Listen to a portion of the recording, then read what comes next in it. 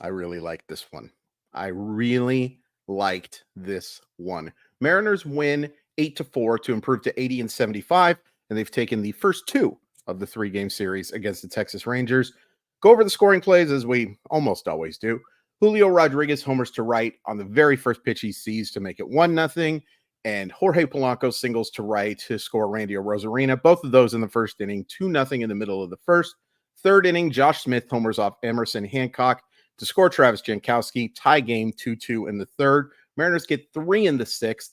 Julio Rodriguez again singles to right to score Dylan Moore 3-2. Big Dumper singles to right to score Josh Rojas 4-2. And Randy Arozarena singles to left to score J-Rod 5-2 in the middle of the sixth. They needed it because in the sixth inning, Ezekiel Duran singles to center to score Wyatt Langford, and Travis Jankowski walks with the bases loaded to make it 5-4. Mariners get 3 in the ninth. Victor Robles scores on a Pennington wild pitch. We'll go over that play. Oh, I loved it. And then Julio Rodriguez with the bases loaded singles to score J.P. Crawford and Dylan Moore. 8-4. Mariners win. Here's your negatives. Tigers win again. They, I believe it was in 10 innings, maybe 11. I don't remember, but they end up winning that game. Minnesota doesn't play. There was a rain out. It's kind of nice. We can talk about that the doubleheaders are hard. We'll talk about it. And I think Houston ended up winning by $1 billion. The division's over. Barring a miracle, the division's over. The division we've kind of known has been over for a while, which is disappointing. But it's just becoming more and more. The Angels aren't going to help the Mariners. The Angels are kind of the bane of the Mariners' existence this year.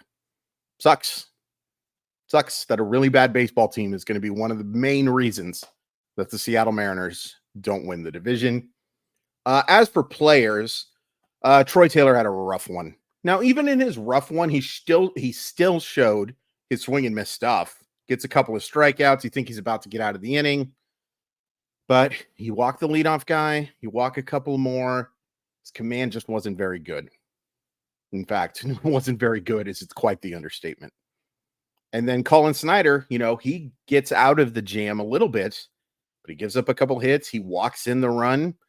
They're really counting on Taylor and Snyder right now, big time.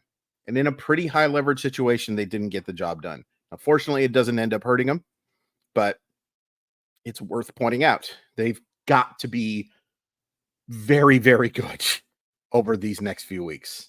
Not even next few weeks, this next week plus. Anybody offensively really struggle? I don't think so. Nope.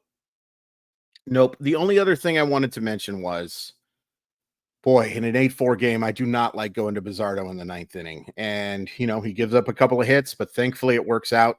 Just in process, I didn't love that. I know that you would have to use Andres Munoz in a situation where it's not a save situation. Again, don't manage based on save stuff. Do not manage based on the stats. But facing the middle of the order, and Edward Bizzardo is just not very good. He ends up getting out of it. But I did not love that decision. I think you just got to go to Munoz there.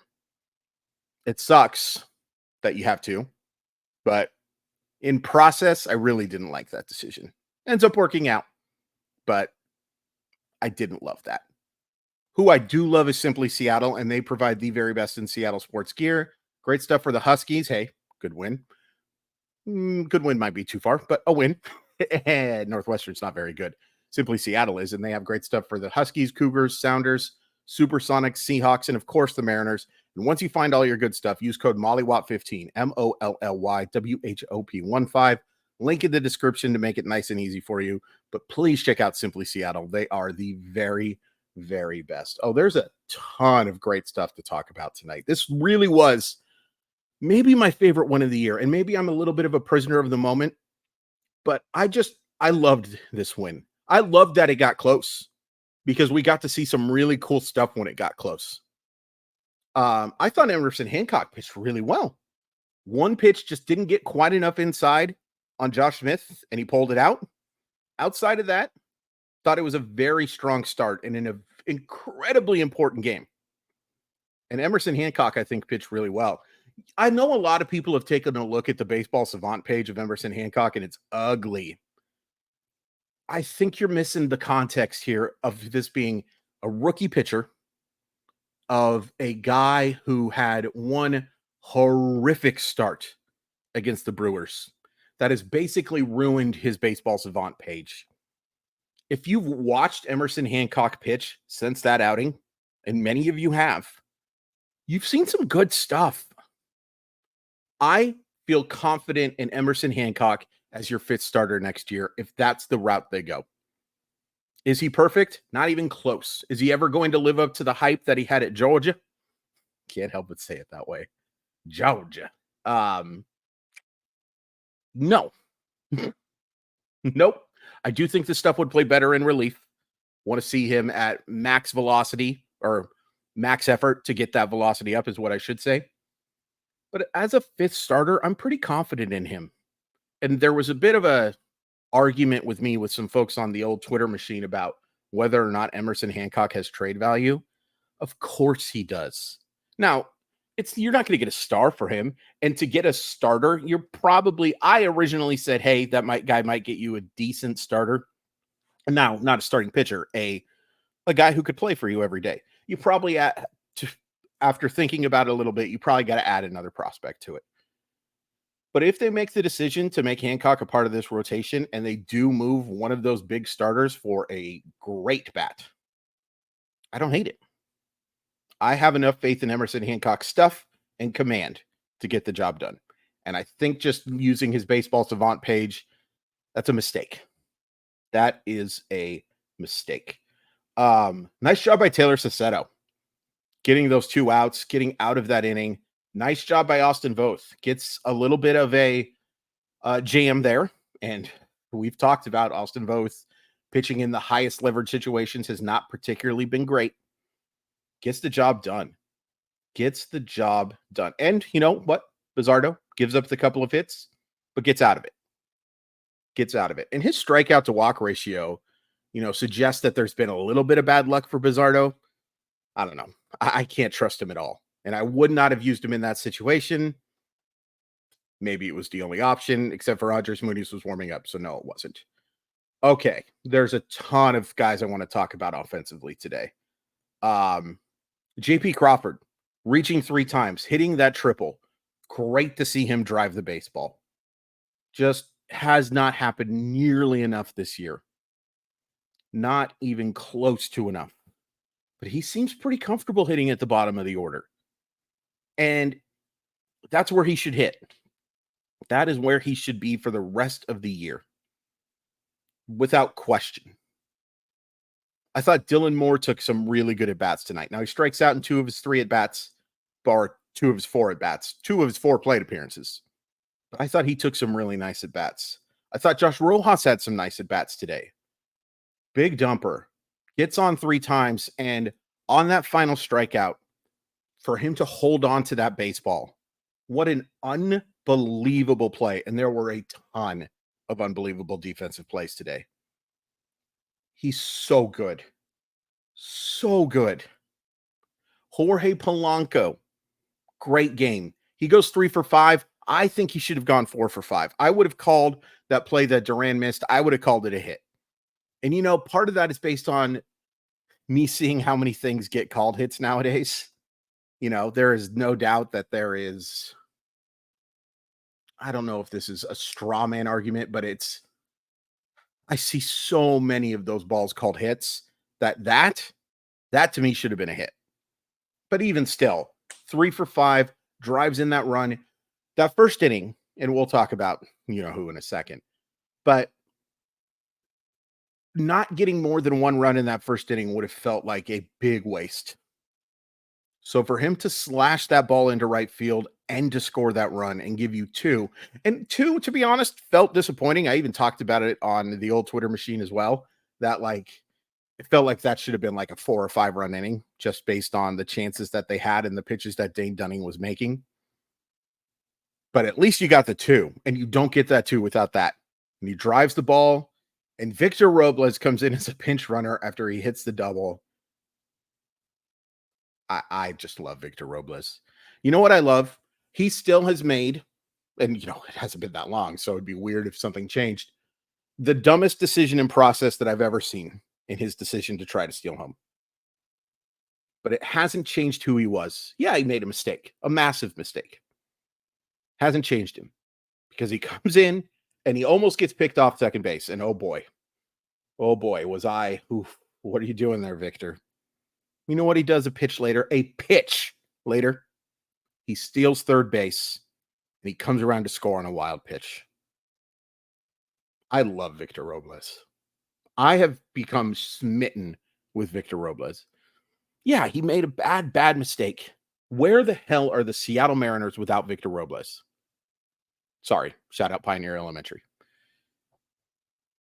That was huge.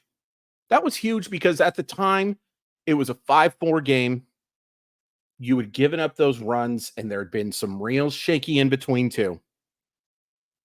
But nope, Victor Robles made sure that you got at least a 2-run cushion. Randy Arozarena drives in only the 1 run, but he gets on twice and was, for a guy who is not known for his defensive acumen, made some spectacular plays, including maybe the biggest defensive play of the year. Chasing down that ball from Marcus Semien in a 5-4 game. And look, I thought Dave Valley, I very rarely watch the post-game show anymore because it just drives me insane. I thought Dave Valley made a great point that the defensive positioning was right, but also you got to have some athleticism to chase that ball down too. Huge play. I mean, massive play. One that I will remember if this team somehow makes the postseason, and one I'll probably remember even if not, because it was just such an excellent job of getting down that line and making that play when they had to have it. You go down in that game, I really don't know what happens because things were looking bleak. You had a 5-2 lead. Taylor walks the 3 guys, gives up the RBI single. Snyder throws, I think, 7 straight balls.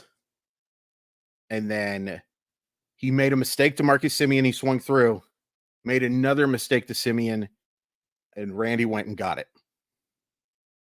Huge. And then there's Julio.